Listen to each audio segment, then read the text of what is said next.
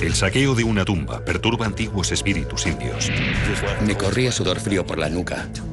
Para mí, era como contemplar a un hombre abusando de nuestros niños. Le dije, pagaremos por lo que hemos hecho. Debe morir. Tenía una lista negra y yo estaba entre ellas. ¿Podrá un confidente secreto ayudar a los investigadores a detener al asesino a tiempo? Vamos a enterrarle. Era la maldad personificada.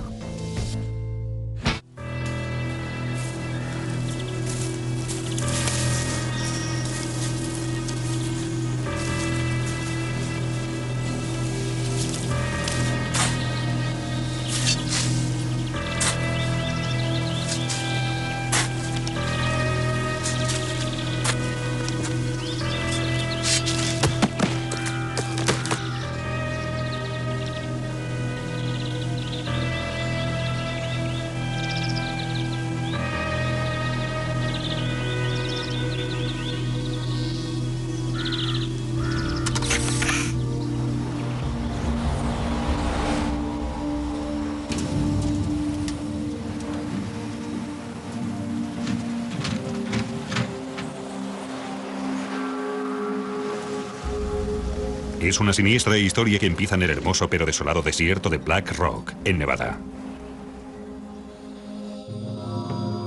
El arqueólogo Jack Harrelson y su mujer Pam están buscando una legendaria cueva india.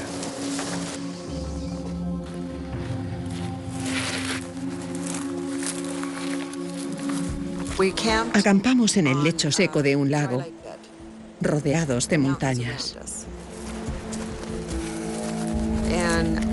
A la mañana siguiente nos levantamos y empezamos a andar al pie de esta montaña.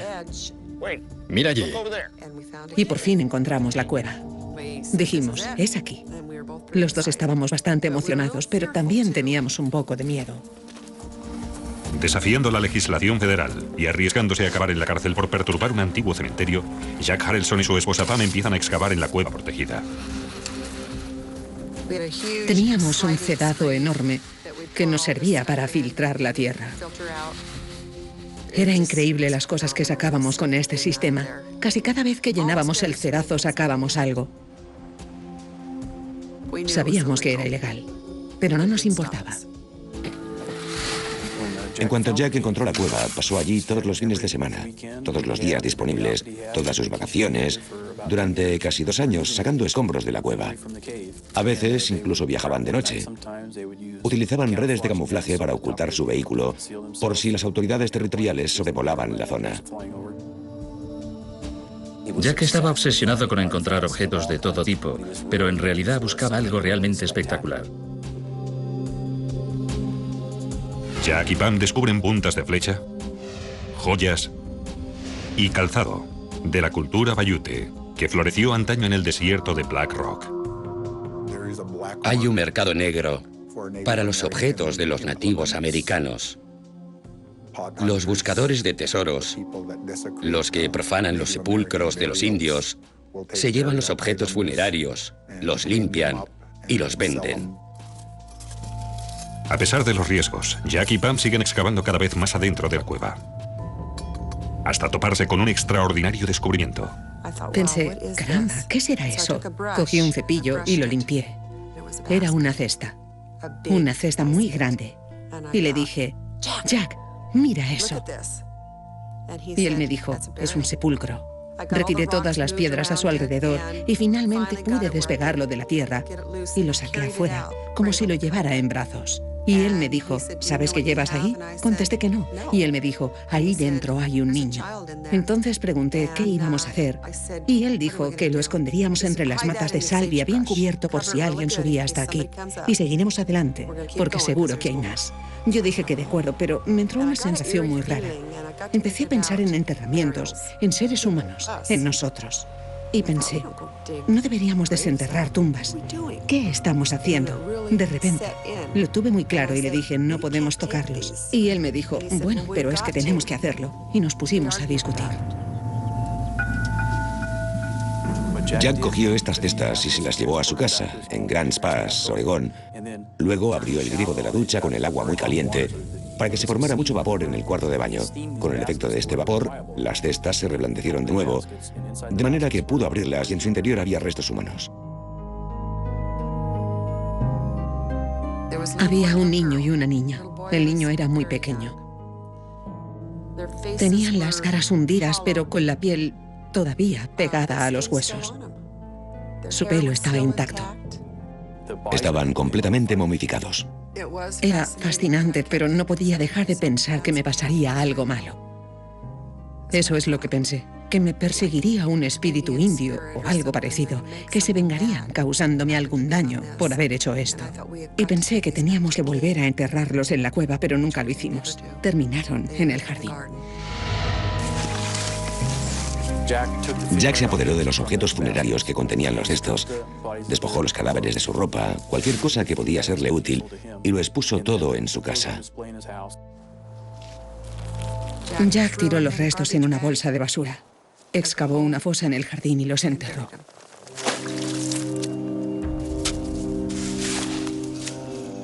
Si los muertos no se quedan allí, donde fueron enterrados, sus espíritus se perderán porque no sabrán dónde está su cuerpo. Por eso es importante dejar en paz las tumbas de nuestra gente. Le dije, no me extraña que detengan a la gente que desentierra muertos en los cementerios indios. Y él me contestó que tenían miles de años, que nadie lo sabría. Pero yo le dije que alguien se enteraría y que tendríamos que pagar por lo que habíamos hecho.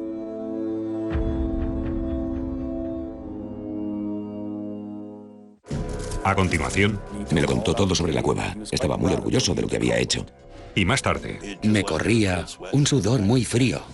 Nunca olvidaré la sensación de sostener las calaveras.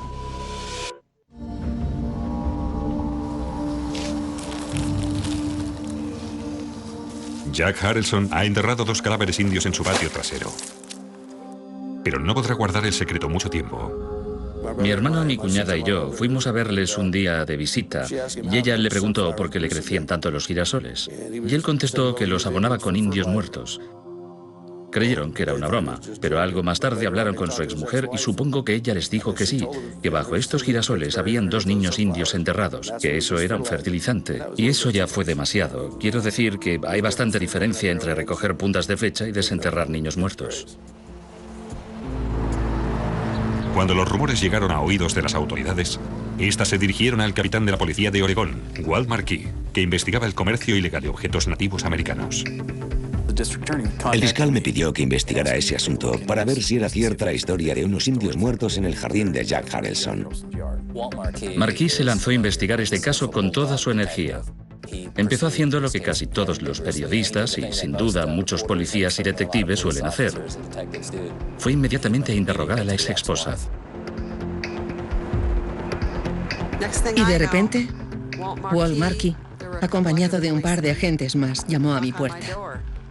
Querían que les diera más información. Y le dije a Walt que no pensaba contarle nada a menos que me garantizara la inmunidad. Al principio no quería decirme nada porque estaba involucrada en los delitos. Pero nos conocimos mejor y finalmente Pam confió en mí y me contó lo que había ocurrido durante los años de su matrimonio con Harrelson. Pam tenía una hija llamada Lori Longdon, de un matrimonio anterior. Y en algún momento, mientras estaba casada con Jack, se enteró de que éste había abusado sexualmente de Lori. Según me contó, aquella noche Pam esperó a Jack en la puerta con una pistola en la mano. Y quité el seguro. Preguntó, ¿qué estás haciendo? Y yo le dije, has abusado de ella. ¿Por qué? No es más que una niña. Él solo se me quedó mirando y me dijo, no he hecho nada. Y yo insistí, ¿que no has hecho nada? Lori me ha contado en detalle todo lo que le has hecho y no puede inventárselo porque ni siquiera sabía nada de todo eso. Bueno, sí, lo he hecho. ¿Y qué? Tampoco hay para tanto. ¿Que no hay para tanto? Estás enfermo. A partir de entonces empecé a odiarle. Lo hizo arrastrada por ese hombre al que entonces amaba. Luego llegó un momento en el que el amor empezó a desvanecerse y más tarde su amor por este individuo se había agotado por completo. Walt Markey garantizó a Pam la inmunidad judicial y ella empezó a revelar la historia de la montaña elefante. Hablamos un poco sobre el tema y yo le dije que sí, que habíamos excavado la tumba y que los cuerpos de los niños indios todavía estaban en su jardín. Me dijo que cuando se divorció de Jack, él se quedó con todas las fotos. Habían sacado fotos en las que se les veía a los dos excavando la cueva. Pero Pam se había quedado con todos los negativos. Los hicimos revelar y por supuesto pudimos ver a Jack excavando en la cueva. Las cestas funerarias, todo corroboraba las declaraciones de Pam. A continuación, había que encontrar la cueva. Por lo tanto, metimos a Pam en un avión de la policía de Oregón y volamos al desierto de Black Rock. Pat Barker, arqueólogo de Nevada, dirige la investigación.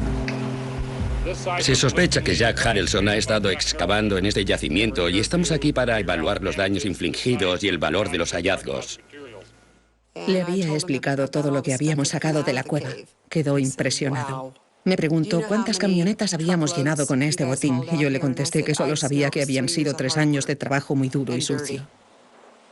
La inspección de Pat Barker revela que la excavación ha destruido el único vestigio recuperable de una antigua cultura. Jack Harrelson había saqueado uno de los yacimientos más importantes de Norteamérica. Había infringido la ley. Es un verdadero crimen robar todo este material. Un crimen contra la historia y contra el pueblo americano y un verdadero delito. La inspección y las fotos demuestran la realidad de este delito. Y Walt regresa a Oregón armado con estas pruebas para plantar cara a Jack Harrelson. Nos dirigimos a casa de Jack Harrelson.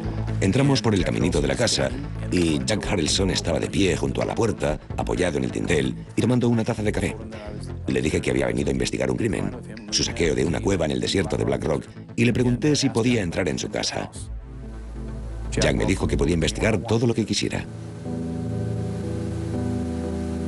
Marquis registró el domicilio de Harrelson, pero no encontró objetos ilegales ni restos humanos.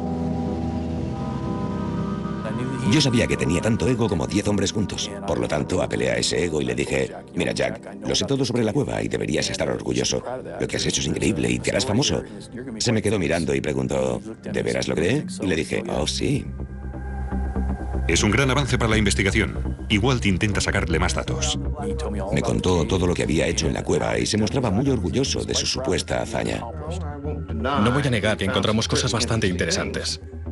Me dijo que llevaba mucho tiempo esperando poder hablar de esto, pero no sabía cómo hacerlo, porque era consciente de que lo que había hecho estaba mal. Jack confiesa que ha escondido el botín a unos kilómetros de allí, pero no dice nada de los cadáveres. ¿Podría enseñármelo? Supongo que sí. Mientras interrogaba a Jack y le acompañaba hasta un escondrijo en el campo donde había guardado algunos de los objetos sacados de la cueva, una brigada policial estaba excavando en su jardín trasero en busca de los restos mortales de los 2 niños. Había un camión de 10 metros de largo aparcado delante de la casa y 15 o 20 agentes registrándola, recogiendo objetos, documentando su situación. Cuando regresamos a casa de Jack, este no sabía que estábamos cumpliendo una orden de registro de su residencia. Y por supuesto, al darse cuenta, Jack se sintió traicionado. Estaba furioso. Aunque la policía ha recuperado muchos objetos, la prueba física más importante todavía no ha aparecido. Tenía a varios agentes en el patio trasero excavando con palas, intentando localizar los restos. Pero no lo conseguíamos. Entonces llamé a Janet Joyer, arqueóloga del servicio forestal. Vino con su paleta y solo tardó unos minutos en encontrarlos. La arqueóloga llamó a Walt Marquis y le dijo que echara una ojeada. Le dijo, mira, aquí falta algo. Y fue entonces cuando descubrieron que las cabezas de los niños habían sido separadas de los cuerpos. No podía comprender cómo podían faltar los cráneos. Le pregunté si podían haberse desintegrado de alguna forma y ella me aseguró que era imposible. Alguien se había llevado los cráneos. Habían desaparecido. Jack Harrelson fue detenido, inculpado de robo y profanación de cadáveres. Pero él insistió en su inocencia. Lo llevaba escrito en la cara. Estaba muy afectado. Pero no creo que fuera consciente de lo que le esperaba.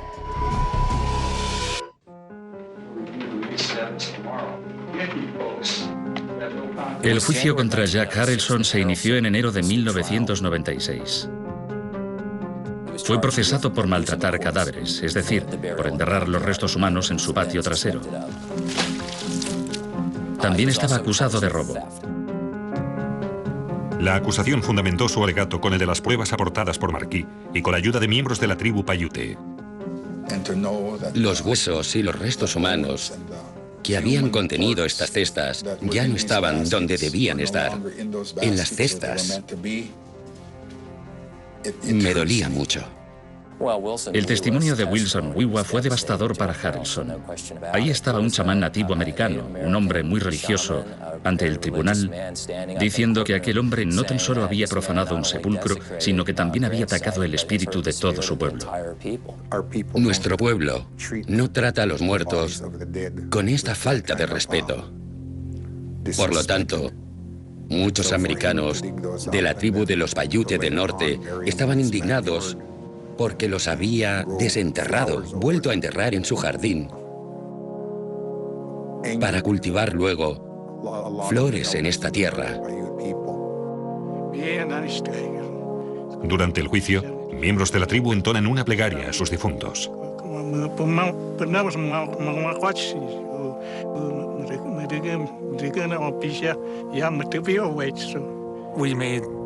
Hemos rezado intensamente para que los cráneos vuelvan a unirse con sus cuerpos. Jura decir la verdad, toda la verdad y nada Mientras más que los la paiutes verdad. rezan, Pam Ralph sube al estrado para prestar declaración contra su exmarido. Estaba muy nerviosa porque hacía mucho tiempo que no le veía.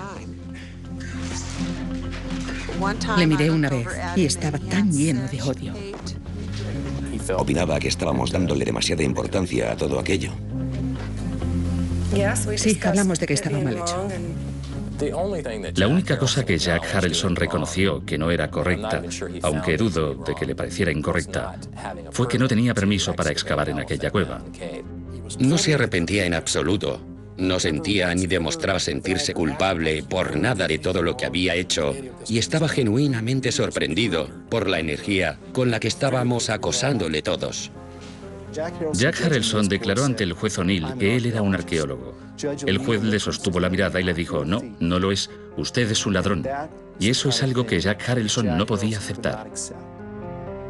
Estaba tan furioso que realmente quería matar al juez. ¿Ha alcanzado el jurado un veredicto? Sí, señoría. El jurado no tarda mucho en alcanzar un veredicto. Jack Harrelson es declarado culpable de robo y profanación de tumbas y condenado a 2 semanas de cárcel y una multa de $2,5 millones. Es un castigo récord, pero no el resultado que muchos estaban esperando. Wal Marquis no se quedó muy satisfecho con el resultado de aquel juicio. Opinaba que aquel caso no estaba cerrado, ni mucho menos, puesto que todavía no habían aparecido las calaveras de los 2 niños. Jack se lleva el secreto a la cárcel, frustrando los esfuerzos de los paiutes para recuperar a sus ancestros. Rezamos por él, por su ignorancia. Rogamos porque aprendiera, como todos los seres humanos necesitan aprender de sus errores. Y sin embargo, siguió cometiéndolos y se metió en más apuros. A continuación, el plan asesino de Jack Harrelson.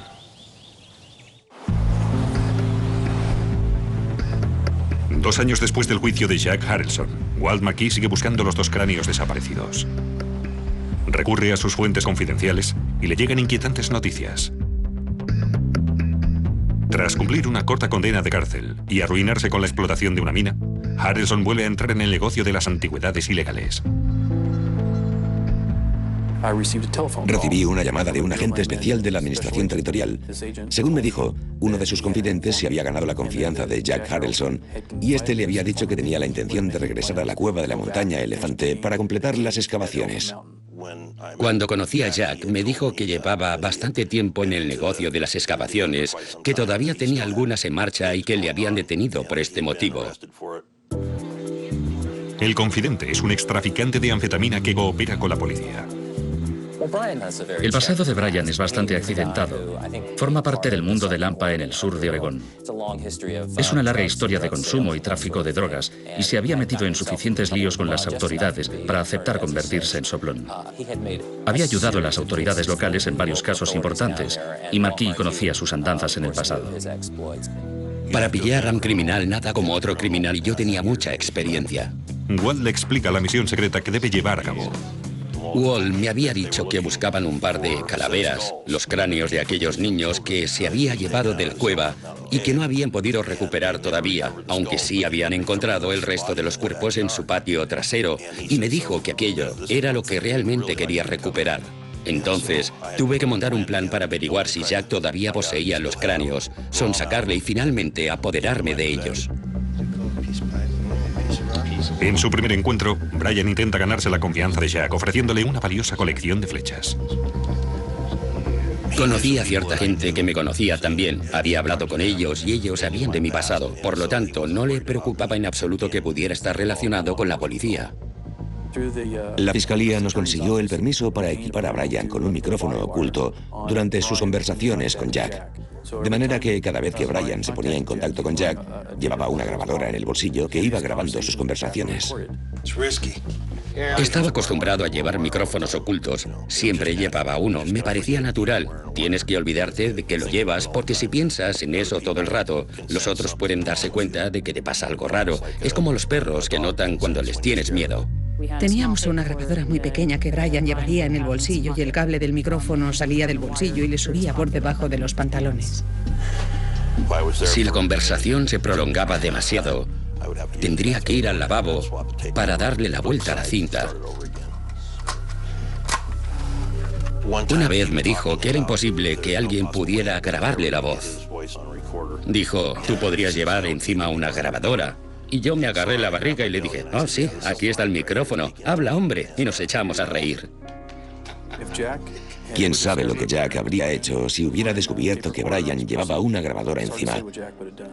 Creo que Jack es un tipo muy peligroso. Creo que es muy peligroso desde hace tiempo.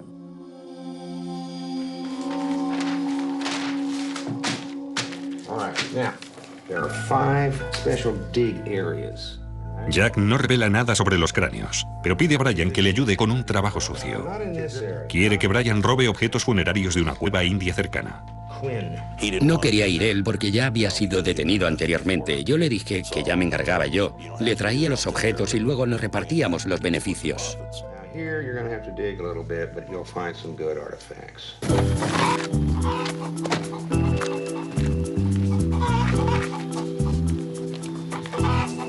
Semanas más tarde, Brian impresiona a Jack al regresar con un montón de objetos supuestamente robados. Dijo, esto es estupendo, sigamos así. En aquella época yo me dedicaba a ganarme su confianza. Todo era una estrategia que habíamos montado. No creía poder confiar en ti. Todo aquel material había sido proporcionado por la policía de Oregón, y Jack cayó en la trampa. Poco a poco, Harrelson empezó a ver a Brian más como un amigo que como una amenaza de cualquier tipo. Brian Dolan es un confidente increíble. Se sentía totalmente cómodo llevando un micrófono oculto. No le costaba nada hacer que la gente hablara de sí misma. Y se sirvió del hecho de que a Jack Harrelson le encantaba hablar de sí mismo. Casi todos los criminales caen por una de tres posibles causas de perdición. Puede ser la codicia, las drogas o el ego. La debilidad de Jack era el ego. Tenía un ego enorme. Se sentía el primero en cuanto a antigüedades. En cierto momento incluso le dije, Jack, eres un diccionario andante en cuanto a antigüedades. Y él se puso tan ufano como un gallito, de manera que no tardó mucho en confiarse. Yo le alimenté el ego y a partir de allí él se fue explayando.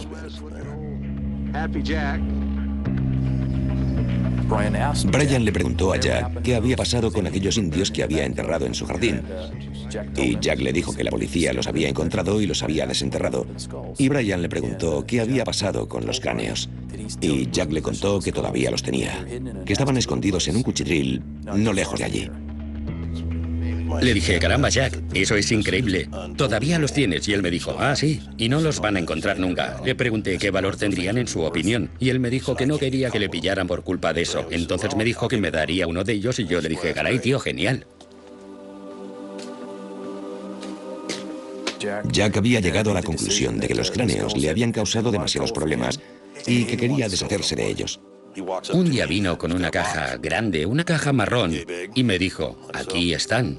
Toma, aquí están los dos. Y yo le dije, no puede ser, estás de broma. Como te prometí. Qué bien. 2 cráneos indios, escóndelos bien. Ningún problema, tío, ya te diré algo. Quería utilizarme para deshacerse de aquello.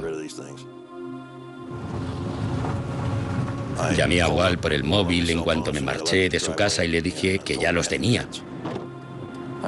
Le indiqué que se dirigiera al hotel donde me alojaba. Me siguieron hasta el hotel, subimos arriba con la caja y la abrimos. Y en efecto, allí estaban los cráneos de 2 niños de 2500 años de antigüedad. Me corrió un reguero de sudor frío por la nuca. El aire se podía cortar con un cuchillo. Fue una sensación tan intensa tener aquellos cráneos en la caja, sacarlos y sostenerlos en mis manos. Fue una sensación que no olvidaré jamás. Quería devolverlos con el resto de los cuervos, repatriarlos a las tribus Paiute para que pudieran volver a enterrarlos.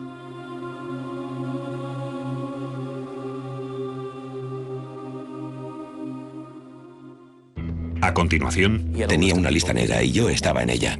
Jack Harrelson intenta vengarse.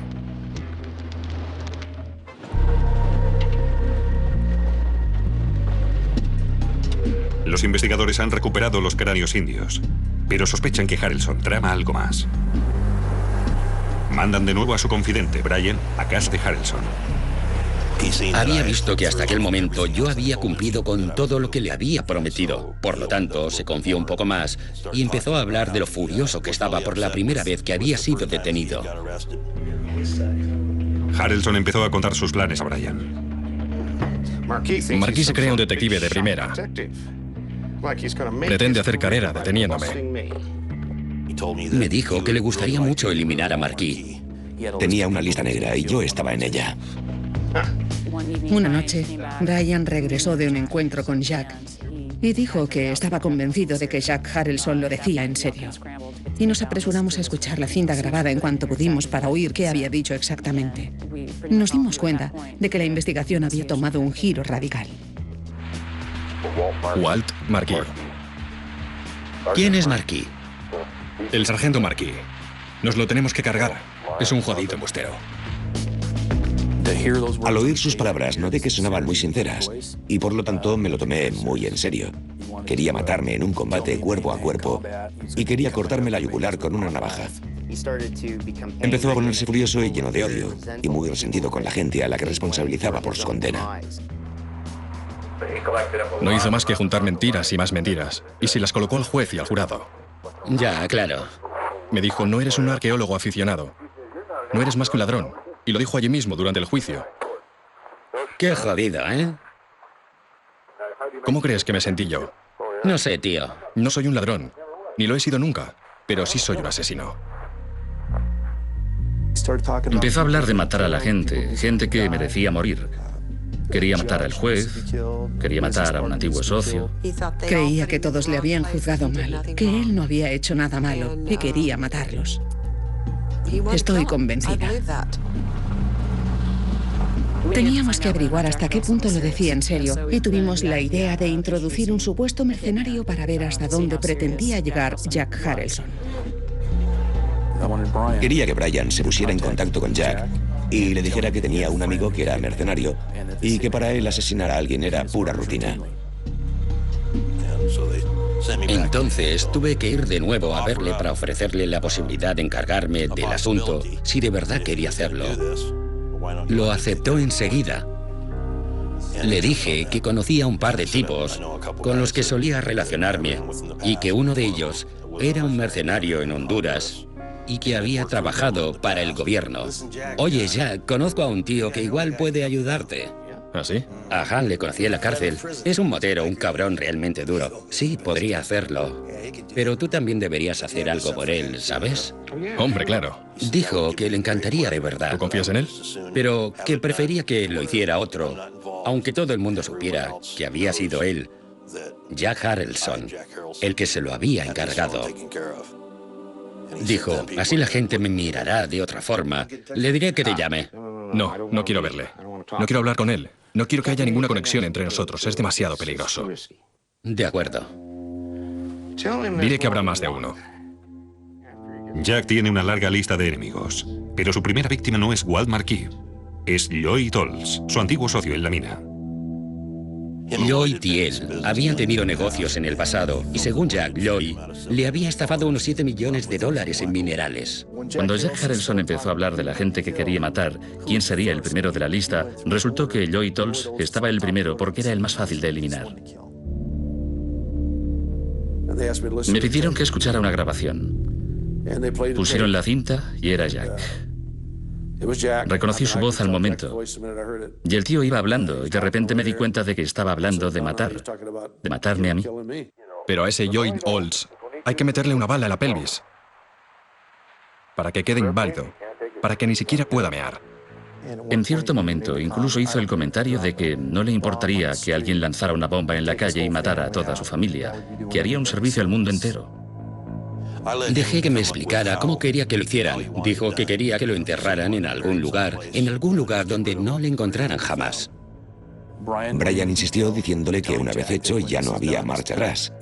¿Estás seguro de que quieres hacerlo? ¿Va en serio? Y creo que Jack le contestó que estaba completamente seguro. Le pregunté 6 o 7 veces en varias ocasiones si era realmente eso lo que quería, porque en cuanto se lo dijera a aquel tío, la cosa ya estaría hecha. Que no habría manera de dar marcha atrás porque sería demasiado tarde. Y él me dijo que sí, que estaba decidido. Como pago por el asesinato de Lloyd Tolles, Jack pretendía darle ópalos de la mina que había causado su enemistad. Me dijo, te diré lo que vamos a hacer. Te daré $15,000 en ópalo negro.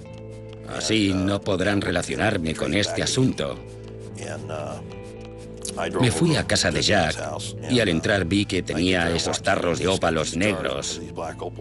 Dijo, con esto debería bastar. Y yo le dije que se los daría al tipo en cuanto hubiera terminado su trabajo. Toma, para nuestro amigo. Vale. Tronco, te digo algo. Cuídate. Acordaron que Brian debería darle a Jack alguna prueba de que Lloyd Tolles había sido asesinado.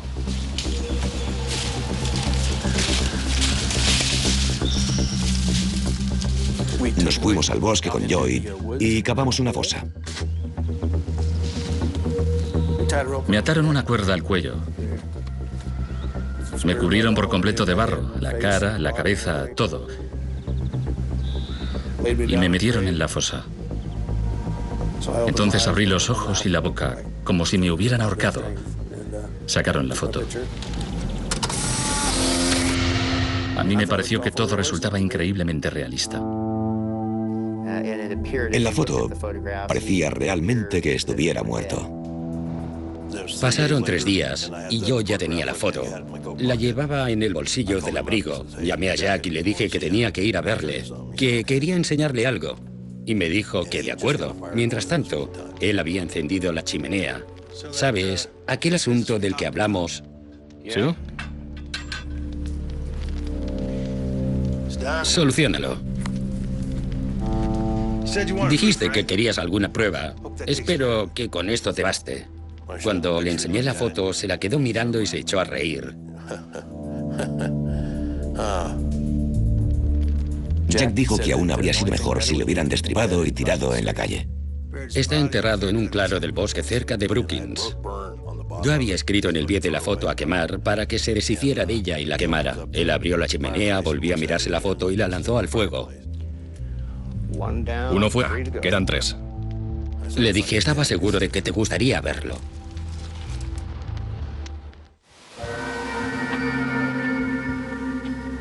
Jack Harrelson ya tiene la prueba de que su enemigo y antiguo socio Lloyd Tolles ha sido asesinado. Pero la foto es un montaje, ideado por la policía para implicar a Harrelson en un intento de asesinato. ¿Todo solucionado? Eso parece.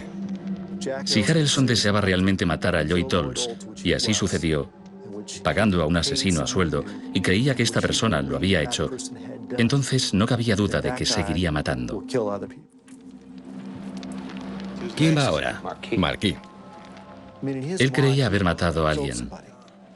Era la maldad personificada, no era un ser humano.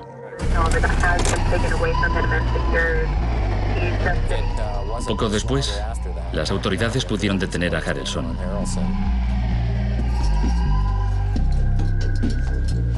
Llamaron a Jack para que saliera de su casa y finalmente acabó rindiéndose. Fue procesado y se declaró culpable de 2 cargos de profanación de cadáveres. También estaba imputado por inducir al asesinato. La fiscalía se valió de las cintas grabadas para sustentar la acusación. Tenemos un confidente y tenemos una cinta en la que este sujeto dice estar interesado en matar a 4 personas si se dan las condiciones adecuadas. ¿Cómo iba a matar a alguien? Solo era una broma. Me gusta llamar la atención. Pero la defensa de Harrelson no convence al tribunal. Las pruebas eran contundentes y fue declarado culpable de un cargo de intento de asesinato y de conspiración para cometer asesinato. Sí, le condenaron a 120 meses de cárcel y 2 años más por lo de los cráneos.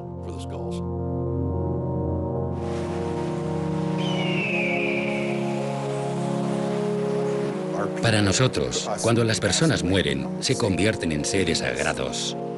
Por lo tanto, si alguien les perturba, es el deber de los vivos, de aquellos de nosotros que todavía están en este mundo, de asegurarse que son devueltos a la tierra con mucho respeto.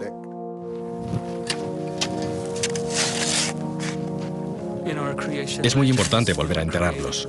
Según nuestra leyenda de la creación, hemos sido creados de la tierra y el barro. Y cuando morimos, nuestro espíritu sigue viviendo, pero los huesos vuelven a convertirse en polvo.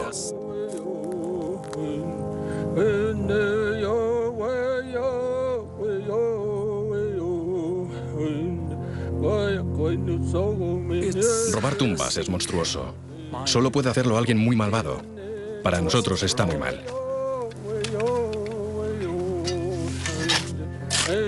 Pero les pasa factura. No se dan cuenta. Pero Jack Harrelson ha tenido que pagar por lo que hizo. La perdición de Jack Harrelson no se produjo en realidad cuando empezó a hablar de asesinatos. En realidad, se produjo cuando sustrajo a estos niños nativos americanos del lugar donde debían estar y se los llevó a un lugar que no les correspondía. Creo que fue su karma. Por eso está ahora donde está. En la actualidad, Harrelson cumple su condena en la cárcel federal de Sheridan, Oregón. El capitán Walt Marquis fue ascendido a director del Departamento de Fauna Salvaje de la Policía de Oregón. Walt se siente satisfecho por haber hecho lo que hizo a favor de los paiutes de Nevada. Aprendió mucho con todo este asunto. Cuando empecé a investigar a Jack Harrelson, no fui capaz de localizar los cráneos. 6 o 7 años más tarde, me convertí en un investigador más eficaz que antes. En nuestro oficio nunca dejas de aprender y sigues creciendo, y quizás solo tenía que haber sido más paciente.